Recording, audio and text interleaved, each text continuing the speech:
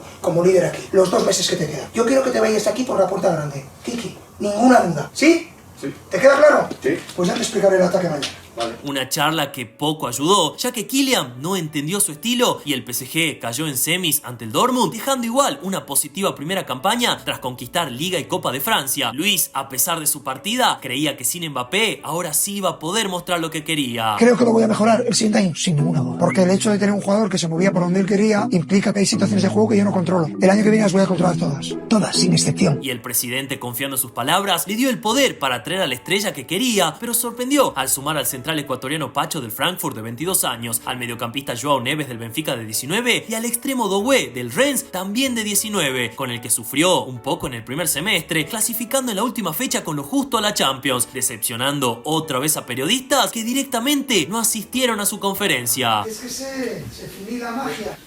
Va a hacer la conferencia de prensa y sí. Pero Luis se mantenía intacto, él confiaba como nadie en su proyecto, solamente pidió en el mercado un atacante más, trayendo a Kvaratskhelia del Napoli para completar sus planes, armando por fin su idea más ambiciosa que superaba incluso a la del Barça, al dejar el ataque, pero ahora también el medio en total libertad, sin posición fija, para que 6 jugadores se muevan sin ataduras por todo el campo. No se sabía quién era el 9, el extremo o el 5, destruyendo totalmente el orden rival, una idea que venía puliendo desde que era jugador. Su amor por la libertad por fin era llevado a la cancha, pero esta estrategia solo podía funcionar por la confianza ciega que le tenían al DT y por el sacrificio de sus jugadores, destacando a Dembélé como el referente que hizo con su presión y entrega lo que Mbappé no había entendido. La liga la estaban definiendo sin problemas 2 meses antes, la copa se la ganaron sin transpirar al Reims en un 3-0, dejando la cabeza solamente con el objetivo de la Champions, goleando 10-0 al Reims, sacando al candidato Liverpool por penales. Por cuartos iban ganándole 5-1 en el global a un Aston Villa que, a pesar de su reacción, terminó cayendo 5-4, haciéndose viral después por este momento con un pequeño periodista. ¿Tú es nouveau?